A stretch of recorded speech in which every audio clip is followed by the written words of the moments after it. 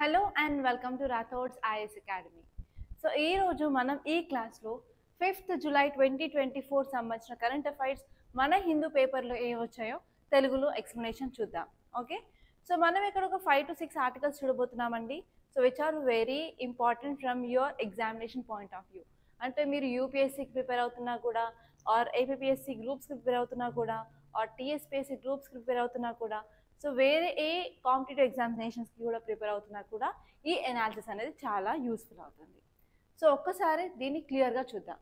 Okay, so ఒకసారి మనం main పేపర్లోకి వెళ్ళినట్టయితే మనకి ఇది ఏంటంటే ఫ్రంట్ పేజ్. సో ఈ ఫ్రంట్ పేజ్లో ఒక ఆర్టికల్ అనేది చాలా ఇంపార్టెంట్ అనిపిస్తుందండి. ఏంటంటే జైశంకర్ మీట్స్ వాంగ్ ఈ says LAC must be respected. So ఇక్కడ కీవర్డ్ ఏముంది అంటే మీరు దేని మీద ఫోకస్ చేయాలి అంటే ఎల్ఏసి అనే వర్డ్ మీద ఫోకస్ చేయాల్సి ఉంటుంది. ఎల్ఏసి అంటే ఏంటండి? లైన్ ఆఫ్ యాక్చువల్ కంట్రోల్ అంటారు. సో ఎక్కడ ఉంటుంది అది? సో ఇక్కడ మీరు ఈ ఇమేజ్ చూసినట్టయితే మన ఎక్స్టర్నల్ అఫైర్స్ మినిస్టర్ ఇక్కడ చైనీస్ ఎక్స్టర్నల్ అఫైర్స్ మినిస్టర్ని కలిశారనమాట.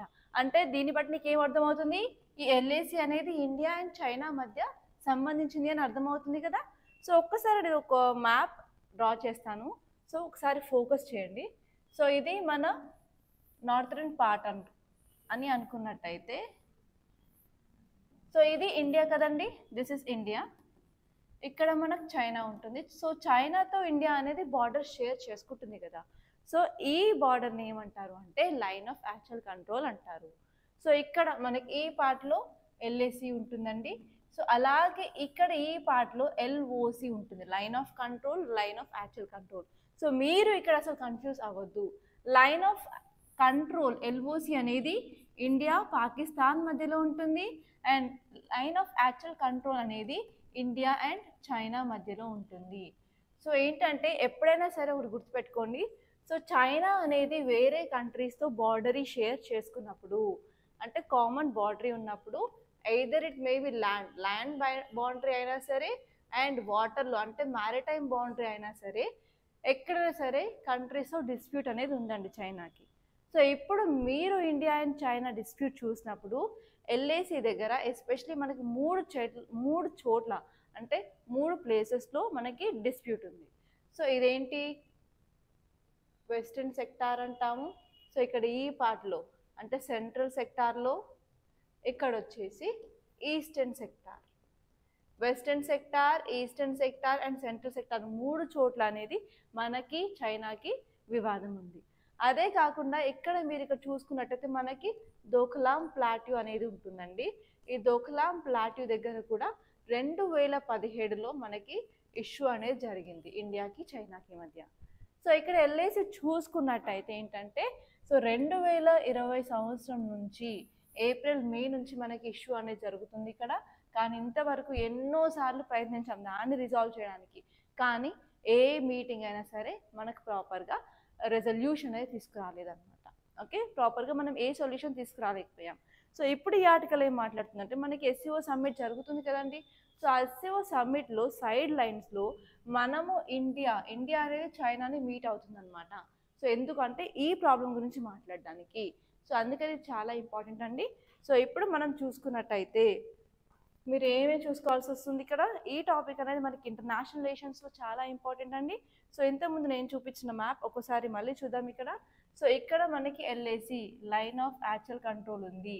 సో ఈ పార్ట్ అనేది మొత్తం చైనా ఆక్యుపైడ్ ఏరియా అనమాట. అదేంటంటే Aksai Chin area. Okay, so first మనం ఈ ఆర్టికల్ ఏం చెప్తుంది చూద్దాము. సో మన ఎక్స్టర్నల్ అఫైర్స్ మినిస్టర్ అంటే జైశంకర్ గారు వాంగ్ యీ అనేవారు ఎవరు? సో చైనీస్ ఎక్స్టర్నల్ అఫైర్స్ మినిస్టర్తో మాట్లాడుతున్నారనమాట. దేని గురించి? మన బార్డర్ దగ్గర పీస్, శాంతి కలిగించడానికి ఎల్ఏసిలో. ఓకే, దాని గురించి మాట్లాడుతున్నారు. సో ఏంటంటే ఈ ongoing meeting, so the ongoing meeting between Jaishankar and Wang Yi, దానికి ఇంపార్టెంట్ ఎయిమ్ ఏంటి అంటే మనం ఎందుకు కలవబోతున్నాము అంటే ఈ బార్డర్ టెన్షన్స్ని తగ్గించడానికి, శాంతిని కల్పించడానికి అక్రాస్ బార్డర్ అనమాట. అండ్ నెక్స్ట్ వచ్చేసి మనం పీస్ అండ్ ట్రాంక్విలిటీ మీద ఫోకస్ చేస్తున్నాము. అండ్ నెక్స్ట్ వచ్చేసి ఇలా మనం బైలాటరల్గా మీటింగ్స్ జరగడం వల్ల ఏంటంటే మనం మన రెస్పెక్ట్ని మ్యూచువల్ రెస్పెక్ట్ని యూజ్ చేసుకుని ఇలాంటి ఏవైనా సరే బౌండరీ ఇష్యూస్ ఉంటే మనం క్లియర్ చేసుకోవచ్చు అనమాట. సో అదే అనమాట ఈ ఆర్టికల్ చెప్తుంది. సో మనం ఏంటంటే నార్మల్ కండిషన్స్ని క్రియేట్ చేయడానికి చాలా ట్రై చేస్తున్నాం. 2020 నుంచి ఎన్నో రౌండ్స్ ఆఫ్ టాక్స్ జరిపాము, అయినా కూడా ఏంటంటే ప్రాపర్గా పీస్ అనేది తీసుకురాలేకపోయాం. సో ఇది ఒక డ్రాబ్యాక్ అనమాట. సో ఇప్పుడు మనం కరెక్ట్గా ఎల్ఏసి ఎక్కడుంది, మనకి ఏ చోట్ల వివాదాలు ఉన్నాయి చూద్దాము. సో ఇక్కడ మీకు చిన్న మ్యాప్ అటాచ్ చేశానండి. సో ఇక్కడ ఏంటంటే వెస్టర్న్ సెక్టార్, ఇక్కడ మనకి సెంట్రల్ సెక్టార్లో ఉంది, అండ్ ఇక్కడ వచ్చేసి ఈస్టర్న్ సెక్టార్, అండ్ ఈవెన్ ఈ ఏరియాలో కూడా మనకు కొంచెం ఇష్యూస్ ఉంటాయండి. ఓకే, సో నెక్స్ట్ వచ్చేసి ఏంటంటే ఎల్ఏసి అంటే మీనింగ్ ఏంటండి, line of actual control. So ఇది అనేది ఒక డిమార్కేషన్ లైన్ అనమాట, ఎవరి మధ్య, ఇండియా అండ్ చైనా మధ్య. సో ఇప్పుడు మీకు ఈ లైన్ ఆఫ్ యాక్చువల్ కంట్రోల్ గురించి కొన్ని ఫ్యాక్ట్స్ అనేవి తెలిసి ఉండాలండి. సో అదేంటంటే ఫస్ట్ వచ్చేసి హిస్టారికల్ కంటెక్స్ట్, దాని హిస్టరీ ఏంటి. సో ఎల్ఏసి ఎప్పుడు వచ్చిందండి, 1962లో వచ్చింది. అప్పుడు ఏమైందంటే ఇండియా చైనా మధ్య యుద్ధం జరిగింది, దాని తర్వాత మనం ఎల్ఏసిని తీసుకొచ్చాము. అండ్ ఎస్పెషలీ ఈ ఎల్ఏసి అనేది ఐదర్ ఇండియాకు కూడా సమ్మతం కాదు, అలాగే చైనా కూడా సమ్మతం అనేది కాదు. సో ఇద్దరి మధ్యలో డిస్ప్యూట్స్, పర్సెప్షన్లో తేడాలు ఉన్నాయండి. నెక్స్ట్ వచ్చేసి వెస్టర్న్ సెక్టార్. సో వెస్టర్న్ సెక్టార్లో ఎస్పెషలీ అక్సైచిన్ రీజియన్ అనేది ఆల్రెడీ చైనా ఆక్యుపై చేసింది, అండ్ ఇది ఇప్పుడు కంట్రోల్ ఆఫ్ చైనా అండర్లో ఉందన్నమాట, ఈ part of territory of India అనేది. నెక్స్ట్ వచ్చేసి మిడిల్ సెక్టార్. సో ఈ మిడిల్ సెక్టార్లో ఏంటంటే ఎప్పుడు స్టాండప్ జరుగుతూనే ఉంటాయి. ఎస్పెషలీ మీరు 2017లో దోఖలాం ఇష్యూ చూడొచ్చు, and even Uttarakhand and Himachal ప్రదేశ్లో కూడా కొంచెం ఇష్యూస్ ఉన్నాయి. అండ్ నెక్స్ట్ వచ్చేసి ఈస్టర్న్ సెక్టార్. సో ఈస్టర్న్ సెక్టార్లో ఏమొస్తుందంటే అరుణాచల్ ప్రదేశ్. ఇప్పుడు చైనా ఏమంటుందంటే ఎంటైర్ అరుణాచల్ ప్రదేశ్ అనేది నాది, ఓకే, ఎంటైర్ అరుణాచల్ ప్రదేశ్ని క్లెయిమ్ చేస్తుంది. అలాగే కాకుండా రీసెంట్గా చైనా ఇంకొక పని చేస్తుంది, ఏంటంటే ఈ అరుణాచల్ ప్రదేశ్ నియర్ బార్డర్లో అది విలేజెస్ని, మోడల్ విలేజెస్ని ప్రమోట్ చేస్తుంది. సో అలా అది డెవలప్మెంట్ చేసుకుంటే ఏంటంటే ఈజీగా అరుణాచల్ ప్రదేశ్ని ఆక్యుపై చేసుకోవచ్చు అనే విధానంగా అది తయారు చేస్తుంది అనమాట. ఇది కూడా మనకి ఒక బాధాకరమైన విషయం. అండ్ నెక్స్ట్ వచ్చేసి ఏంటంటే బార్డర్. సో మనం బార్డర్ మేనేజ్మెంట్ చేయడంలో ఎందుకు విఫలం అవుతున్నాము, ఎందుకు సరిగా మేనేజ్ చేయలేకపోతున్నాము అంటే ఒక్కటే ఇంపార్టెంట్ రీజన్ అండి, ఏంటంటే మనకి ప్రాపర్గా డీమార్కేషన్ అంటే కరెక్ట్గా ఇది ఈ పార్ట్ చైనాకి వెళ్తుంది, ఈ పార్ట్ ఇండియాకి వెళ్తుంది అని ప్రాపర్గా డీమార్కేషన్ లేదు. ఎందుకంటే నార్మల్గా అక్కడ మనకి హిమాలయాస్ ఉంటాయి. సో ఇంత హైట్ హిమాలయాస్లో మనం వెళ్ళి బార్డర్ అయితే గీయలేం కదా, ఇది ఒక డ్రాబ్యాక్ అనమాట. ఓకే, నెక్స్ట్ వచ్చేసి మనం ప్రిలిమ్స్ క్వశ్చన్స్ చూద్దాము. సో ఫస్ట్ వచ్చేసి which of the following sectors is the line of actual control divided into. So ఏ దగ్గర డివైడ్ అయ్యింది, western, central, eastern, northern, central, southern, eastern, northern, southern, western, northern, eastern.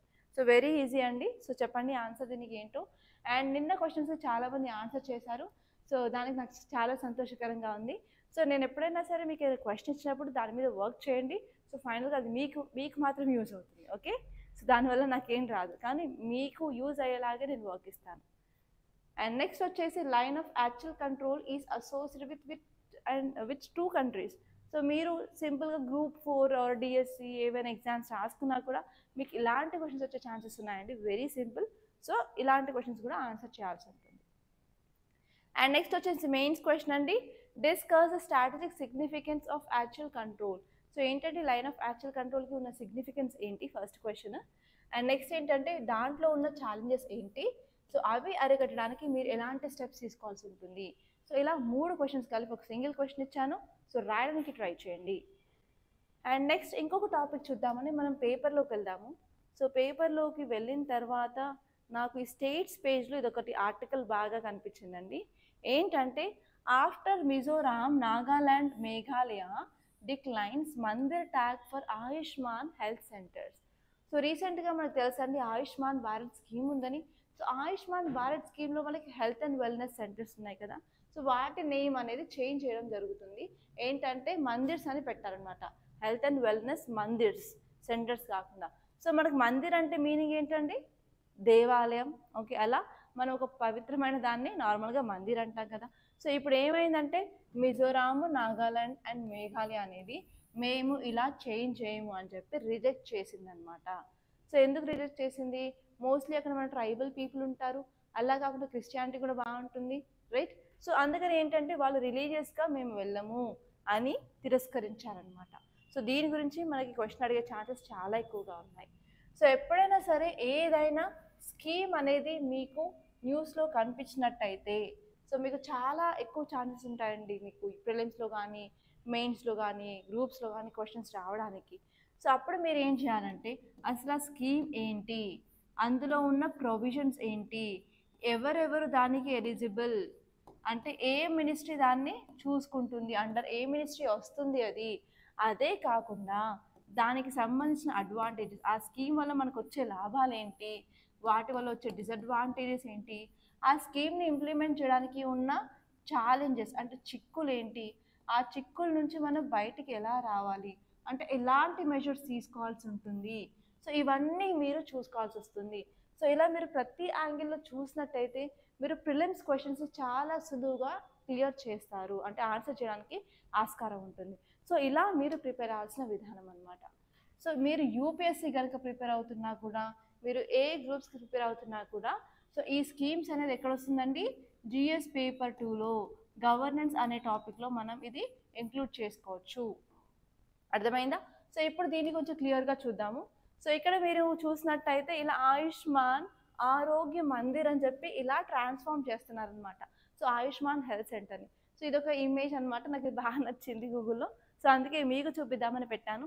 So ఇప్పటి నుంచి ఏమన్నా images రిలేటెడ్గా ఉంటే images పెడితే కూడా మీరు చాలా ఈజీగా కరెక్ట్ చేసుకుంటారు.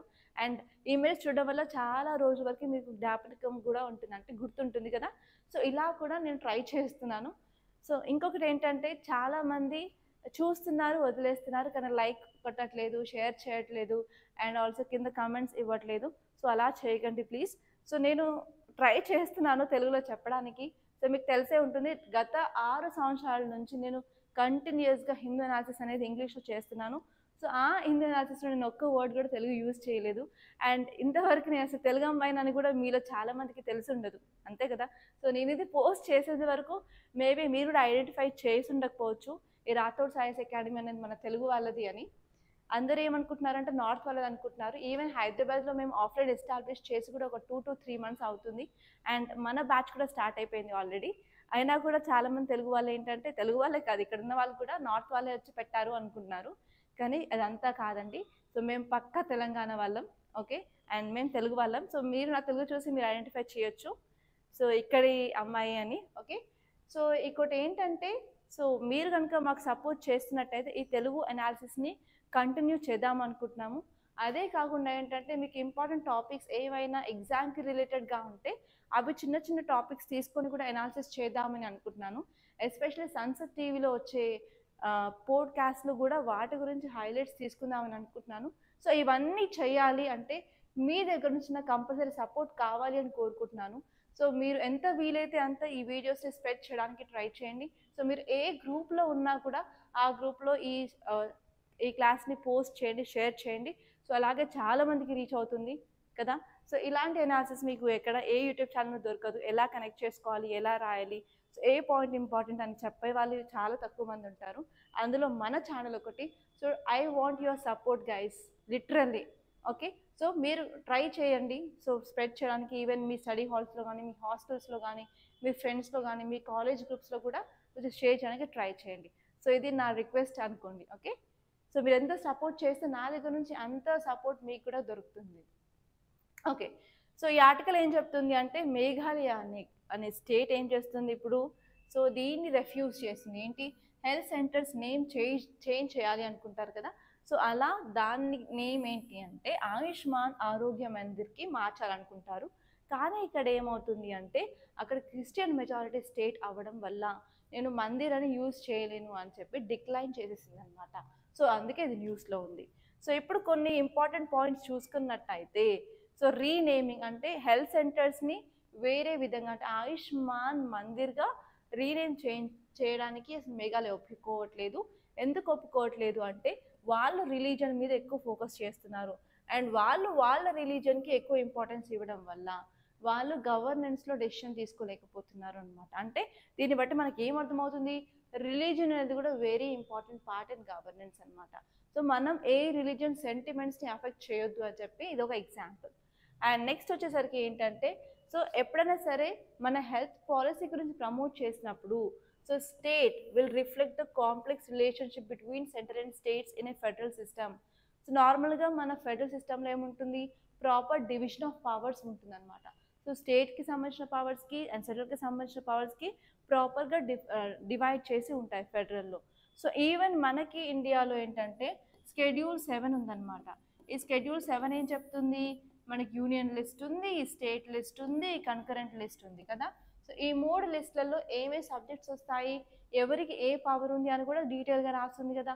సో అలాంటప్పుడు మన సెంట్రల్ గవర్నమెంట్ ఇప్పుడు చేంజ్ చేద్దామని చెప్పి ఆలోచన తీసుకొచ్చినప్పుడు ఈ స్టేట్ గవర్నమెంట్స్ వాళ్ళ పాలసీలో కూడా చేంజెస్ తీసుకురావాల్సి ఉంటుంది కదా. సో దానివల్ల ఏంటంటే చాలా రిలీజియస్ని ఎఫెక్ట్ అవుతుంది అని చెప్పి స్టేట్ అనేది చెప్తుంది అనమాట. ఓకే, ఎందుకంటే ఈ నార్మల్లీ నార్త్ ఈస్టర్న్ స్టేట్స్, ఈశాన్యంలో ఉన్న స్టేట్స్ ఏంటి అంటే అవి క్రిస్టియన్ మెజారిటీ స్టేట్స్ అనమాట. ఇది ఇంపార్టెంట్ ప్రాబ్లం ఇప్పుడు వచ్చింది. అండ్ ఎస్పెషలీ ఇప్పుడు మేఘాలయలో ఏంటంటే కోయిలేషన్ గవర్నమెంట్ ఉంది. సో కోయిలేషన్ గవర్నమెంట్ అంటే సింగిల్ పార్టీ రూల్ కాదు, ఒక 3-4 పార్టీలు వచ్చి కంబైన్ అయ్యి రూల్ చేస్తారనమాట. దాన్ని కోయిలేషన్ గవర్నమెంట్ ఉంది. సో ఇది కూడా ఒక ప్రాబ్లం అనమాట. ఎందుకంటే మల్టిపుల్ పార్టీస్ అంటే చాలా పార్టీస్ వచ్చి ఈ కోయిలేషన్ గవర్నమెంట్ ఫామ్ అయినప్పుడు వాళ్ళకంటూ వాళ్ళ యొక్క ఓన్ పర్స్పెక్టివ్స్ ఉంటాయి అని చెప్తుంది అనమాట. సో రీనేమింగ్, మనం ఈ ఆయుష్మాన్ భారత్ సెంటర్ని ఆయుష్మాన్ ఆరోగ్య మందిర్ అని చేంజ్ చేయడం వల్ల ఏంటంటే దాని మీద కల్చర్ ఇంపాక్ట్ అనేది కూడా ఉంటుంది. ఓకే, సో ఇదన్నమాట చెప్పింది. సో నెక్స్ట్ వచ్చేసి మనం Ayushman Bharat health and wellness సెంటర్లో ఉన్న కీ కాన్సెప్ట్స్ ఏంటో చూసుకోవాల్సి ఉంటుంది. సో దీని మీద మీకు మెయిన్స్ క్వశ్చన్ వచ్చే అవకాశం చాలా ఉందన్నమాట. సో ఫస్ట్ వచ్చేసి అందులో మనకి ప్రైమరీ హెల్త్ కేర్ సెంటర్స్ ఉంటాయి. So primary health care centres ఏంటంటే అవి మన హెల్త్ కేర్ సర్వీసెస్ని ప్రొవైడ్ చేస్తాయి. లైక్ మెటర్నల్ హెల్త్ అంటే ప్రెగ్నెంట్గా ఉన్న ఉమెన్ హెల్త్ కానీ, చిల్డ్రన్ హెల్త్ కానీ, ఎస్పెషల్ చిన్న చిన్న జబ్బుల గురించి కానీ, లేకపోతే మెంటల్ హెల్త్, డెంటల్ హెల్త్ అలాంటి వాటి గురించి ఫోకస్ చేస్తాయి అన్నమాట. అండ్ నెక్స్ట్ వచ్చేసి మనం ప్రివెంటివ్ అండ్ ప్రమోటివ్ హెల్త్ గురించి కూడా ఫోకస్ చేస్తున్నాము. అంటే ఎర్లీ డిటెక్షన్ ఆఫ్ డిసీజెస్ అనేది చాలా ఇంపార్టెంట్. సో ముందే మనం పసిగట్టేసి దానికి తగ్గట్టు ప్రివెంటివ్ మెషర్స్ తీసుకుంటే ఏంటంటే డిసీజ్ అనేది ముదరకుండా ఉంటుంది. అండ్ నెక్స్ట్ వచ్చేసి infrastructure and human resource. So మనం ఏంటంటే సబ్ సెంటర్స్ని, ప్రైమరీ హెల్త్ కేర్ సెంటర్స్ని అండ్ ఆల్రెడీ వెల్నెస్ సెంటర్స్ని ప్రమోట్ చేయాల్సి ఉంటుంది. అదే కాకుండా మనం ట్రైనింగ్ అండ్ కెపాసిటీ బిల్డింగ్ మీద కూడా ఫోకస్ చేస్తారనమాట ఈ Ayushman health care centres. Next వచ్చేసి వాళ్ళు టెక్నాలజీ కూడా యూజ్ చేసుకోవడానికి ట్రై చేస్తున్నారు. అది థర్డ్ పాయింట్. సో ఎస్పెషల్లీ వాళ్ళు ఏంటంటే ఈ హెల్త్ సొల్యూషన్స్, టెలిమెడిసిన్ సర్వీసెస్ని యూజ్ చేసుకుంటున్నారు. అదే కాకుండా వాళ్ళు ఎస్పెషల్లీ ఫోకస్ చేసేది ఏంటంటే కమ్యూనిటీ పార్టిసిపేషన్. కమ్యూనిటీ అంటే ఏంటంటే జస్ట్ లోకల్ పీపుల్ అనేది పార్టిసిపేట్ చేయాల్సి ఉంటుంది. అప్పుడే కానీ మన ఏదైనా స్కీమ్ అనేది సక్సెస్ అవుతుందా లేదా చెప్పొచ్చు. నెక్స్ట్ వచ్చేసి ఫండింగ్. సో ఎవరు ఫండ్ చేస్తున్నారండి, గవర్నమెంట్ ఆఫ్ ఇండియా అనేది ఫినాన్షియల్ సపోర్ట్ ఇస్తుంది. అదే కాకుండా మనకి పబ్లిక్ ప్రైవేట్ పార్ట్నర్షిప్ కొలాబరేషన్స్తో కూడా దీనికి ఫండింగ్ అనేది వస్తుంది అనమాట. సో నెక్స్ట్ వచ్చేసి మనకి ఈ Ayushman Bharat health and wellness centres యొక్క ఆబ్జెక్టివ్స్ ఏంటి, అవి తీసుకురావడానికి కారణం ఏంటో ఇది కూడా చూసుకోవాల్సి ఉంటుంది. సో ఎప్పుడైనా సరే మీరు ఏదైనా స్కీమ్ చూసినప్పుడు ఈ ఆబ్జెక్టివ్స్, మిషన్స్, మోటోస్ చూసుకోవాలి కదా. సో ఇందులో 4 పాయింట్లు ఉన్నాయండి. సో ఫస్ట్ పాయింట్ వచ్చేసి ఎన్హాన్స్ యాక్సెసిబిలిటీ. ఎస్పెషల్లీ రూరల్ పీపుల్లో ఉన్న వాళ్ళకి ప్రైమరీ హెల్త్ సెంటర్ యాక్సెస్ని ఇంప్రూవ్ చేయడానికి అది యూజ్ అవుతుంది. అదే కాకుండా మనం క్వాలిటీ ఆఫ్ హెల్త్ కేర్ మీద కూడా ప్రొవైడ్ చేస్తున్నాము. అంటే high quality, especially comprehensive primary health care centres వాళ్ళ ఒక లోకల్ ప్రజల అవసరాన్ని బట్టి మనం మోడిఫై చేసుకోవచ్చు అనమాట. నెక్స్ట్ వచ్చేసి ఏంటంటే అవుట్ ఆఫ్ పాకెట్ ఎక్స్పెండిచర్ అనేది తగ్గించవచ్చు. So out of pocket expenditure అంటే ఏం లేదండి, ఇప్పుడు మనం హాస్పిటల్కి వెళ్తాం, గవర్నమెంట్ హాస్పిటల్కి, అక్కడ డాక్టర్స్ ఉంటారు, డయాగ్నోస్టిక్ అంటే ల్యాబ్స్ ఉంటాయి, మెడిసిన్స్ ఇస్తారు కదా. సో అక్కడ లేని సదుపాయాలు మనకి బయట అవసరం ఉన్నప్పుడు బయటికి వెళ్తాము, ప్రైవేట్ దగ్గర మనం ల్యాబ్ టెస్టులు చేయించుకుంటాము, స్కానింగ్ కానీ, సిటీ స్కాన్ కానీ, ఎంఆర్ఐ కానీ. సో అక్కడ లేని మెడిసిన్స్ మనం బయట తీసుకుంటాం కదా. సో అప్పుడు మన జోబుల్లో నుంచి మనం ఖర్చు పెడతాం కదా, దాన్ని మనం అవుట్ ఆఫ్ పాకెట్ ఎక్స్పెండిచర్ అంటారు. So out of pocket expenditure అనేది మన ఇండియాలో చాలా ఎక్కువ. ఓకే, సో నెక్స్ట్ వచ్చేసి దాన్ని తగ్గించడానికి మనకి ఇది యూజ్ అవుతుంది. అదే కాకుండా ఏంటంటే మనం హెల్త్ సిస్టమ్ని స్ట్రాంగ్ చేయడానికి, ఎస్పెషల్లీ కెపాసిటీ బిల్డింగ్ చేయడానికి అండ్ ఇన్ఫ్రాస్ట్రక్చర్ని బిల్డ్ చేయడానికి అండ్ ఆల్సో కమ్యూనిటీ ఎంగేజ్మెంట్ చేయడానికి కూడా ఇది చాలా తోడ్పడుతుంది అనమాట. ఈ 4 ఇంపార్టెంట్ పాయింట్స్ అనమాట objectives of this Ayushman Bharat health centres. అర్థమైంది కదా? సో ఇలా మీరు ఒక టాపిక్ని తీసుకొని కంప్లీట్గా చదవాల్సి ఉంటుంది. అండ్ నెక్స్ట్ వచ్చేసి మీరు ఎడిటోరియల్ పేజ్కి డైరెక్ట్గా వెళ్ళొచ్చండి. ఈరోజు ఫ్రైడే కాబట్టి మెట్రో ప్లస్ అవన్నీ వస్తాయి, అవన్నీ ఎంటర్టైన్మెంట్ సంబంధించింది. సో ఇప్పుడు మన ఎడిటోరియల్ చూసుకుంటే ఇక్కడ ఏంటంటే computer literacy in India needs a reboot. So ఇక్కడ మీరు చూసుకోవాల్సింది ఏంటంటే కంప్యూటర్ లిటరసీ అండి. సో కంప్యూటర్ అనేది చాలా ఇంపార్టెంట్. ఇప్పుడు మీరు ఏ బ్యాంక్కి వెళ్ళినా కూడా, ఏ హాస్పిటల్కి వెళ్ళినా కూడా, ఏ ఇన్స్టిట్యూట్కి వెళ్ళినా కూడా అంత డేటా అంతా ఎక్కడ ఫిల్ చేసుకుంటున్నారు వాళ్ళు? డేటా అంతా ఇక్కడ ఫిల్ చేసుకుంటున్నారు, కంప్యూటర్లో ఫిల్ చేసుకుంటున్నారు కదా. సో అందుకని ఏంటంటే ప్రతి ఒక్కరికి కంప్యూటర్ లిటరసీ అనేది చాలా అవసరం అండి, ఎస్పెషల్లీ ఇప్పుడు. అండ్ ఎస్పెషల్లీ COVID-19 వచ్చిన తర్వాత మనం మొత్తం డిజిటలైజేషన్లోకి వెళ్ళాం కదా. సో డిజిటలైజేషన్లోకి వెళ్ళడం వల్ల కూడా మనకి ఏంటంటే డిజిటల్ ట్రాన్స్ఫర్మేషన్ అనేది జరిగింది. సో మీకు కంప్యూటర్ లిటరసీ అంటే ఏం లేదు, మెయిల్స్ని ఆపరేట్ చేయడం, మనకి MS office, MS word, PPTs చేయడం అవన్నీ ఉంటాయి కదా, వాటి గురించి. లేకపోతే డేటా ఎక్కడ స్టోర్ అవుతుంది, ఎట్లా కాపీ చేయాలి, ఎలా పేస్ట్ చేయాలి, లేకపోతే ఎక్సెల్ షీట్ని ఎలా ఫిల్ చేయాలి, సో ఎక్సెల్ షీట్ ఫిల్ చేసిన తర్వాత దాన్ని ఎలా యూజ్ చేయాలి. సో మినిమం బేసిక్ థింగ్స్ అనేవి తెలిసి ఉండాలి, అది కంప్యూటర్ లిటరసీ. చాలామందికి ఆన్ చేయడం ఎలాగో తెలియదు, షట్ డౌన్ చేయడం ఎలాగో తెలియదు. సో మనకి ఏమేమి కావాలంటే ఏమేమి నొక్కాలి కూడా తెలియదు, ఎట్లాంటి ఫోల్డర్స్ ఉంటాయి, సో C డ్రైవ్ అంటే ఏంటి, అలా డిఫరెంట్ టైప్స్ ఉంటాయి కదా, నాకు అని తెలియదు. బట్ బేసిక్ నాలెడ్జ్ అయితే నాకు కంప్యూటర్ గురించి ఉంది, ఎందుకంటే నేను ఇవన్నీ చేయాలి అంటే నేను సిస్టమ్ కంపల్సరీ యూజ్ చేయాల్సి ఉంటుంది కాబట్టి. సో ఇక్కడ ఏం చెప్తుందంటే కంప్యూటర్ లిటరసీ అనేది చాలా ఇంపార్టెంట్ అని చెప్తుంది అనమాట. సో ఇక్కడ మీరు ఫోకస్ చేయాల్సిన విషయాలు ఏంటి? ఫస్ట్ వచ్చేసి మీకు కంప్యూటర్ లిటరసీ అంటే ఏంటో తెలియాలి. ఓకే, ఫస్ట్ ఆ వర్డ్ మీనింగ్ అయితే తెలియాలండి కంపల్సరీ.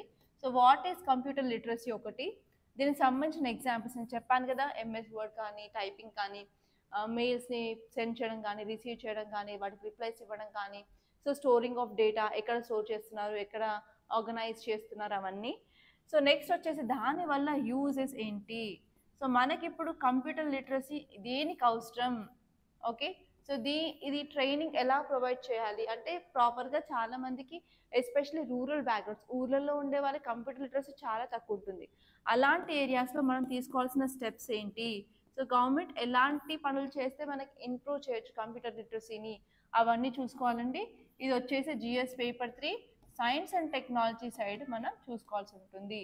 ఎందుకు సైన్స్ అండ్ టెక్నాలజీ? మనకి కంప్యూటర్ చదువుతాము, నానో టెక్నాలజీ చూస్తాము, రోబోటిక్స్ చూస్తాము, కోడింగ్ చూస్తాము, అదంతా మన కంప్యూటర్ సంబంధించిందే కదండి. సో అందుకని మనకి బేసిక్ ఐడియా అనేది కంపల్సరీ అవసరం. ఎస్పెషల్లీ ఈ జనరేషన్లో మీరు ఎక్కడికి వెళ్ళి వర్క్ చేయాలి అనుకున్నా కూడా బేసిక్ కంప్యూటర్ నాలెడ్జ్ అనేది అవసరం అండి. సో అట్లీస్ట్ కొంచెం అందులో ఏమేమి ఉంటాయి దాని గురించి కొంచెం డీటెయిల్స్ తెలుసుకోవడానికి మీరు కూడా ట్రై చేయండి. ఓకే, అర్థమైందా? ఓకే, సో ఈ ఆర్టికల్ని మనం డీటెయిల్గా చూద్దాము అసలు ఏం చెప్పింది ఏంటి అని. సో మనకి ఏంటంటే మన కంట్రీలో, ఇండియాలో కంప్యూటర్ లిటరసీ అనేది చాలా తక్కువ ఉంది, చాలా గ్యాప్ కూడా ఉంది. ఆ గ్యాప్ని మనం తగ్గించాలి. ఎందుకంటే అర్బన్ ఏరియాస్లో ఉన్న వాళ్ళకి ఫోన్ ఆపరేషన్ ఉంటుంది, కంపల్సరీ సిస్టమ్ ఉంటుంది, వాళ్ళ పేరెంట్స్ దగ్గర ల్యాప్టాప్ ఉంటుంది, ట్యాబ్ ఉంటుంది. సో కాబట్టి ఏంటంటే అర్బన్ ఏరియాస్లో అంటే పట్టణాల్లో ఉన్న పిల్లలకి మరియు వాళ్ళని మనం రూరల్ ఏరియాస్ అంటే ఊళ్ళో ఉన్న పిల్లలతో కంపేర్ చేస్తే చాలా గ్యాప్ అనేది ఉంది. దాన్ని ఏమంటున్నాము అంటే డిజిటల్ డివైడ్ అంటున్నాము. సో మనము ఇంక్లూజివ్ గ్రోత్ మీద ఫోకస్ చేసినప్పుడు అంటే ప్రతి ఒక్కరిని ఇంక్లూడ్ చేసినప్పుడు మనం ఏంటంటే ఈ డిజిటల్ డివైడ్ ఏదైతే ఉందో దాన్ని తగ్గించడానికి ప్రయత్నించాలి అని చెప్పి ఈ ఆర్టికల్ చెప్తుందన్నమాట. సో ఇప్పుడు మీరు ఇన్సైట్స్ చూసుకున్నట్టయితే కంప్యూటర్ లిటరసీ అనేది ప్రతి ఒక్కరికి అవసరం అండి ఈ జనరేషన్లో. ఎందుకంటే మనం ఏ సర్వీస్ కావాలి అన్నా కూడా డిజిటల్ ఎకానమీ మీద ఫోకస్ చేస్తున్నాము అండ్ క్వాలిటీ ఆఫ్ లైఫ్ మీద ఫోకస్ చేస్తున్నాము. మనకంటూ ఆపర్చునిటీస్ రావాలి అంటే మనకి ఈ లిటరసీ అంటే కంప్యూటర్ లిటరసీ గురించి అవగాహన అయితే కంపల్సరీ ఉండాలండి. అదే కాకుండా ఏంటంటే ఎస్పెషలీ మనకి డిఫరెంట్ ఏజ్ గ్రూప్స్ అంటే చిన్న పిల్లలకి, మీడియం ఏజ్ వాళ్ళకి, పెద్దవాళ్ళకి చూసినట్టయితే మనం ఏజ్ చూసుకున్నట్టయితే కూడా వాళ్ళకి చాలా చేంజెస్ ఆర్ గ్యాప్ కూడా ఉంది అనమాట. అదే కాకుండా ఏంటంటే we have some target interventions చేయొచ్చు. అదే కాకుండా మన రీసోర్స్ యూజ్ చేసేసి ఈ డిజిటల్ డివైడ్ని అనేది మనం ఎఫెక్టివ్గా తగ్గించవచ్చు అని చెప్తుందనమాట.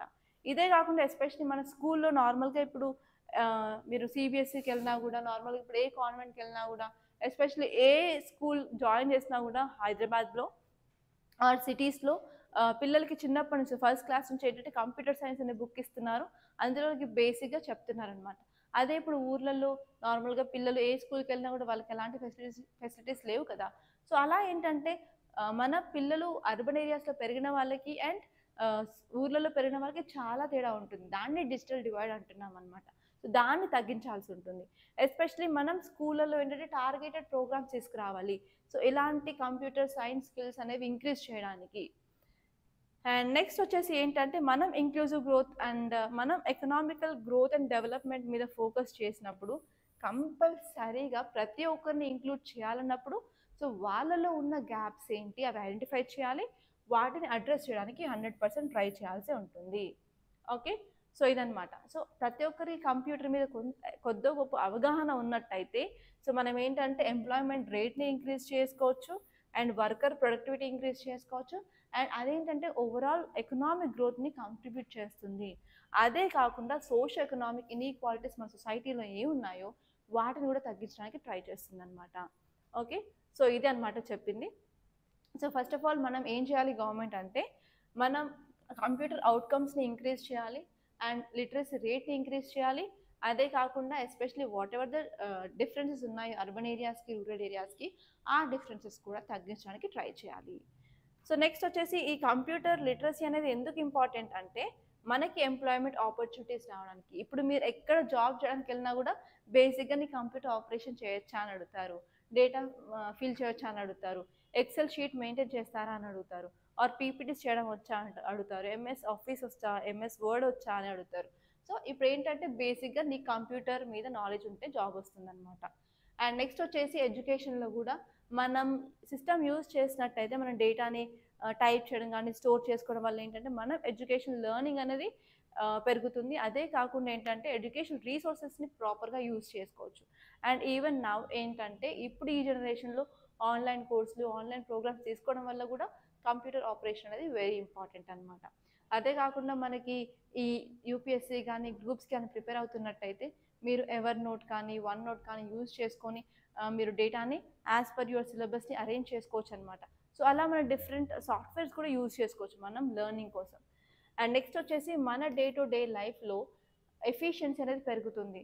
సో అంటే మనం ఆన్లైన్ బ్యాంకింగ్ ఈజీగా చేసుకోవడం కానీ, నెట్ బ్యాంకింగ్ చేసుకోవడం కానీ, షాపింగ్ చేసుకోవడం కానీ, మనం ఈమెయిల్ మార్కెటింగ్ చేసుకోవడం కానీ, సోషల్ మీడియా మార్కెటింగ్ చేసుకోవడం కానీ, సో అన్నిట్లలో ఏంటంటే ఇది చాలా ఇంపార్టెంట్.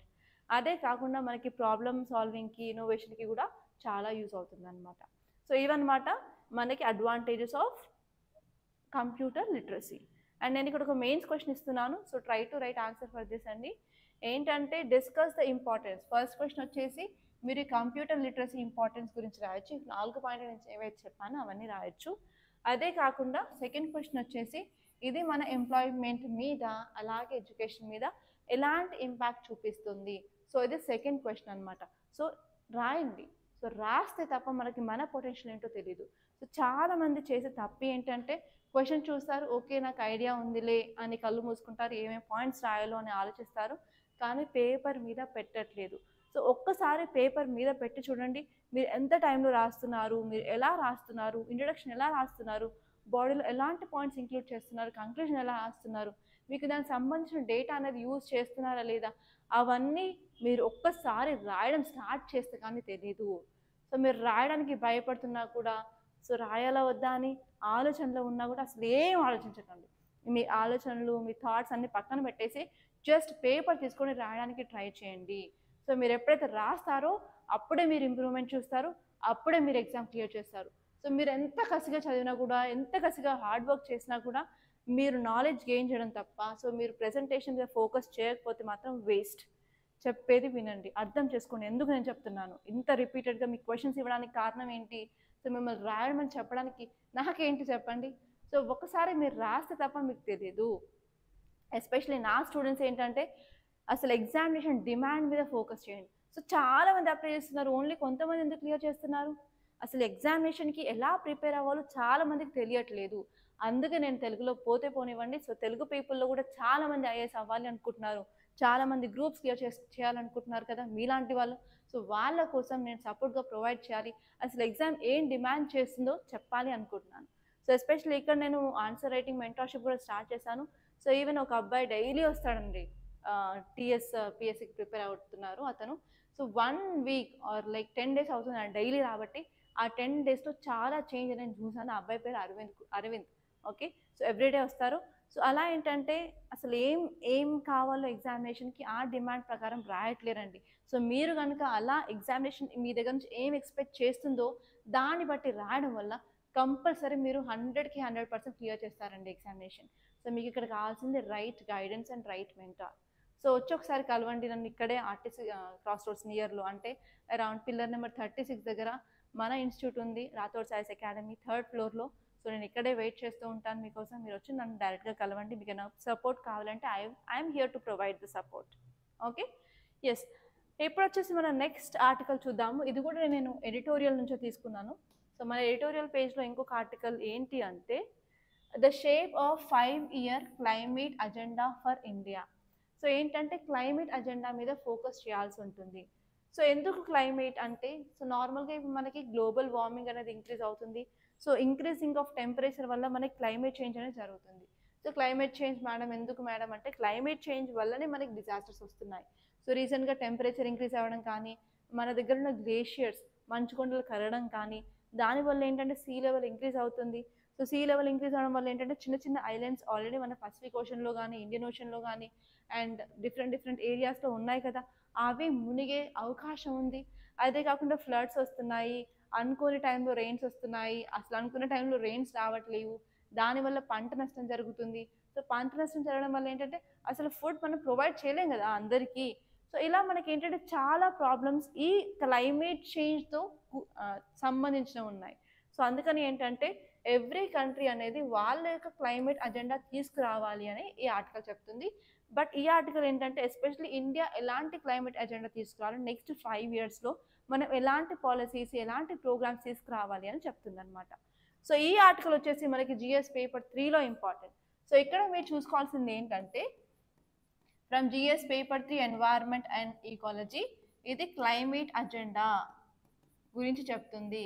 సో ఈ క్లైమేట్ అజెండా అంటే ఏంటి, ఫస్ట్ ఇందులో ఉన్న కాంపోనెంట్స్ ఏంటి, ఓకే ఇందులో ఉన్న కాంపోనెంట్స్ ఏంటి, సో దీనివల్ల మనకి అడ్వాంటేజెస్ ఏంటి, డిస్అడ్వాంటేజెస్ ఏంటి, సో ఎలాంటి పాలసీస్ మనం తీసుకురావాల్సి ఉంటుంది, అదే కాకుండా ఇంటర్నేషనల్ లాస్ ఏమేమి ఉన్నాయి, అవి ఏవి ఫాలో అవ్వాల్సి ఉంటుంది, ఇంటర్నేషనల్ కన్వెన్షన్స్లో ఇండియా చేసుకున్న ఒప్పందాల గురించి కూడా మనం చూసుకోవాల్సి ఉంటుంది.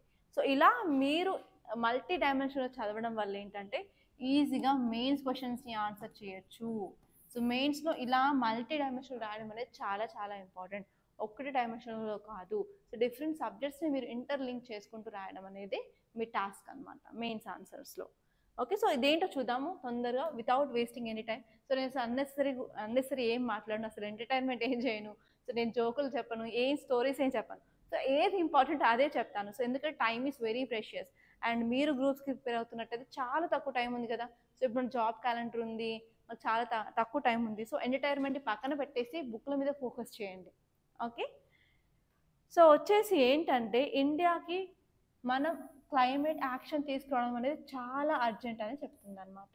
ఎస్పెషలీ మనం తీసుకొచ్చే టార్గెట్స్ ఎలా ఉండాలి అంటే లోకల్ లెవెల్లో మన డిస్ట్రిక్ట్ లెవెల్లో ఎలాంటి స్టెప్స్ తీసుకోవచ్చు, అండ్ స్టేట్ లెవెల్లో ఎలాంటి స్టెప్స్ తీసుకోవచ్చు, అండ్ నేషనల్ లెవెల్లో ఎలాంటి స్టెప్స్ తీసుకోవచ్చు. అండ్ ఇండియాకి సంబంధించి చాలా కంట్రీస్ కూడా ఫేవర్గా ఉన్నాయి, చాలా కంట్రీస్తో ఇండియా గ్రూపింగ్స్ అనేవి చేసుకుంది కదా. సో అలాంటి గ్రూపింగ్స్ని ఎలా యూజ్ చేసుకొని మనం క్లైమేట్ యాక్షన్ని తీసుకురావచ్చు అని ఈ ఆర్టికల్ చెప్తుంది అనమాట. సో ఫస్ట్ వచ్చేసి ఇండియా అనేది గ్లోబల్లో లీడర్షిప్ పొజిషన్ని చేస్తుంది ఇప్పుడు. ఎందుకంటే ఇప్పుడు ఇండో పసిఫిక్ అనే రీజియన్కి, ఇండో పసిఫిక్ అంటే ఇండియన్ ఓషన్ అండ్ పసిఫిక్ ఓషన్కి ఇప్పుడు చాలా ఇంపార్టెన్స్ పెరిగింది కదా. సో ఇండియా డైరెక్ట్గా మన బార్డర్ షేర్ చేసుకుంటుంది కాబట్టి India can use it's influence in global leadership అనమాట. అక్కడ మనం యూజ్ చేసుకొని అక్కడ మనం డిఫరెంట్ కంట్రీస్తో మాట్లాడేసి ఇలాంటి చేంజెస్ తీసుకొస్తే బాగుంటుంది, ఇలా చేస్తే బాగుంటుంది అని చెప్పి మనం సజెషన్స్ ఇవ్వచ్చు, వాళ్ళ సజెషన్స్ని కూడా తీసుకోవచ్చు. అండ్ నెక్స్ట్ వచ్చేసి ఏంటంటే అబ్సల్యూట్ ఎమిషన్ రిడక్షన్స్లోకి వెళ్ళాలి. అంటే మనం కంప్లీట్గా 0 ఎమిషన్స్ని రిలీజ్ చేయాల్సి ఉంటుంది. అంటే ఇప్పుడు మనం వెహికల్స్ యూజ్ చేసినప్పుడు చాలా పొగ రిలీజ్ అవుతుంది, గ్రీన్ హౌస్ ఎమిషన్స్ రిలీజ్ అవుతూ ఉంటాయి. మనం ఇప్పుడు పవర్ తీసుకున్నట్టయితే మనం పవర్ ప్రొడక్షన్ థర్మల్ నుంచి more than 64% ప్రొడక్షన్ చేస్తున్నాము. సో కోల్ నుంచి ప్రొడక్షన్ చేయడం వల్ల ఏంటంటే కార్బన్ డైఆక్సైడ్ ఎమిషన్స్ రిలీజ్ చేస్తాము. సో అవన్నీ మనం జీరో కింద తీసుకురావాలి అని చెప్తారనమాట. నెక్స్ట్ వచ్చేసి sectoral targets for economic growth. So మనం ఎకనామిక్ గ్రోత్ని ఫోకస్ చేసినప్పుడు ఏంటంటే ఎన్వైరన్మెంట్ మీద కంపల్సరీ నెగిటివ్ ఇంపాక్ట్ ఉంటుంది. సో అప్పుడు ఏం చేయాలంటే మనం ఎన్వైరన్మెంట్ మీద తక్కువ ఇంపాక్ట్ పడేటట్టు చూసుకోవాల్సి ఉంటుంది. అంటే we have to promote clean energy sources.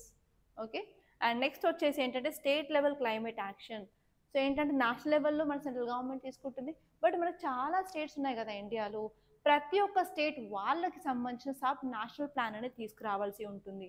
So అలా ప్రతి ఒక్క స్టేట్ అనేది వాళ్ళ లెవెల్లో వర్క్ చేసినప్పుడు ఏంటంటే మనకు చాలా గ్రేట్ ఇంపాక్ట్ అనేది చూడొచ్చు. అండ్ నెక్స్ట్ వచ్చేసి ఏంటంటే long term planning. So planning చేసినప్పుడు ఎప్పుడైనా సరే షార్ట్ టర్మ్ ఉండకుండా లాంగ్ టర్మ్ ప్లానింగ్లో చేయాలి. సో అది ఒక గ్లోబల్ లీడర్షిప్కి ఉన్న లక్షణం అనమాట. అండ్ నెక్స్ట్ వచ్చేసి climate finance. So especially climate finance అంటే ఏం లేదండి, సో మనం ఎకనామీ మీద ఫోకస్ చేస్తున్నప్పుడు ఎన్వైరన్మెంట్ మీద నెగిటివ్ ఇంపాక్ట్ ఉంటుంది కదా. సో మనం ఇక్కడ ఎంతైతే ప్రాఫిట్స్ వస్తున్నాయో అట్లీస్ట్ కొంచెం ప్రాఫిట్స్ ఏంటంటే ఎన్వైరన్మెంట్ మీద, అంటే ఎన్వైరన్మెంట్ దెబ్బ తినకుండా కొన్ని స్టెప్స్ తీసుకోవడానికి ఆ డబ్బులు అనేది యూజ్ చేయాల్సి ఉంటుంది. దాన్నే క్లైమేట్ ఫినాన్స్ అంటారు. నెక్స్ట్ వచ్చి సెంట్రల్ అండ్ స్టేట్ గవర్నమెంట్ ప్రాపర్గా కొలాబరేట్ చేయడం వల్ల ఏంటంటే సెంట్రల్ గవర్నమెంట్ ఏమైనా ప్లాన్స్ తీసుకొచ్చినప్పుడు స్టేట్ గవర్నమెంట్స్ అవి ఇంప్లిమెంట్ చేయాలి, ఆ వాటి మీద ఫోకస్ చేసేటట్టు చూసుకోవాల్సి ఉంటుంది. దాన్ని సెంట్రల్ స్టేట్ కొలాబరేషన్ అంటారు.